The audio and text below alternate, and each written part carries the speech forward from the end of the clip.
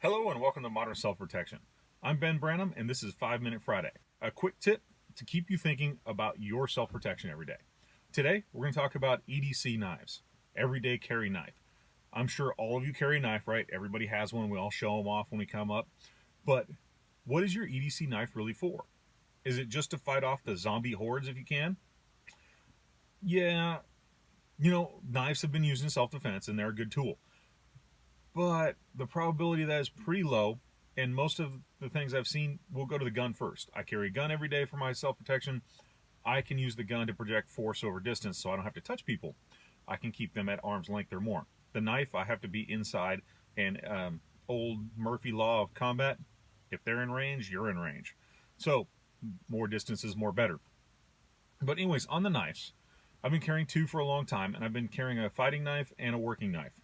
At work, I do oil field work, and I actually pry and bend and cut things every day. And I was working in our shop out in Odessa, and the shop is set up a big metal building. It has 3 roll-up doors on one side and 1 on the other side. The one on the other side was steel doored off. It was welded shut.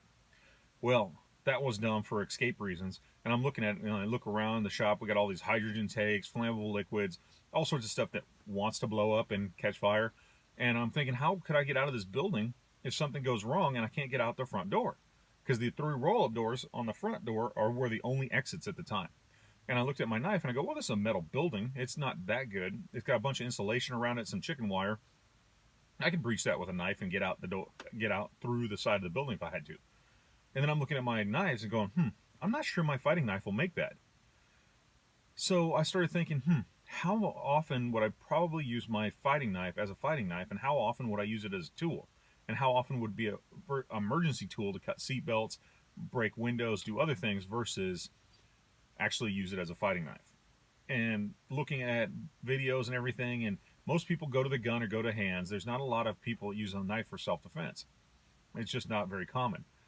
So I went back to a heavier duty knife to carry every day because of emergencies. So I was carrying one of these Spydercos, and this is a great knife. I don't know what it's called, but it's got the Emerson wave feature, which means you pull it out of your pocket and it snaps open. Great knife. I had a bunch of Spydercos. I've been carrying Spydercos since like the 1990s, but every single one of them, except for this one, I've broken off the tip. This one's tip is still here because I don't use this one as a working knife. I only use this one as a fighting knife. The Spydercos are great. They're razor sharp. Japanese make great tool steel, or not tool steel, great razor steel, and they're just brittle, super sharp, easy to keep sharp, but brittle. So if I had to breach my way out of that or break a window or something with the knife, I'd be afraid that the knife would break before I got out. So I went back to my big CRKT, and this one was a gift from actually a student, Ray. If you're out there, thank you very much. Still carry it, but this one is I got to read the side, M16-14 DSGF. I don't know. It says, Iraqi endurance freedom on it, but you see big old knife. It's got the Tonto blade on it, so I can really poke through something if I have to. And then it's just heavier duty steel on the back of it, and it's harder to keep sharp, but it's harder to break too. This one I've used to pry already, and I've beat this one up pretty good, and you can see that it's not too bad. I got a couple dings on the teeth of it, on the serrated part, but the rest of it is in pretty good shape. And the lock mechanism, super tough. CRKT makes a double lock system on it. But this is the one I'd be able to breach through. And this is not an advertisement for knives. I'm just showing you what I carry and what I use. I'm trying to get you to think. You should be carrying a heavy-duty knife that you can use as an emergency rescue tool as much as a self-defense tool. If you're just carrying a little knife like your Spyderco, and it's only going to be used for self-defense, well, do you carry an extra one as a tool? And then the other thing, I used to carry a razor sharp knife and then another knife as a tool, and I use the tool all the time. But what I found is my skills with using the tool became very good. I could whip open a knife, flash open boxes, do all that stuff like we do with everyday knives. But when I wanted to practice as an actual fighting knife, man, my skills got really, really slow with the actual fighting knife. So I went back and I got rid of my tool just so I touched my fighting knife every day so that I kept my skills sharp.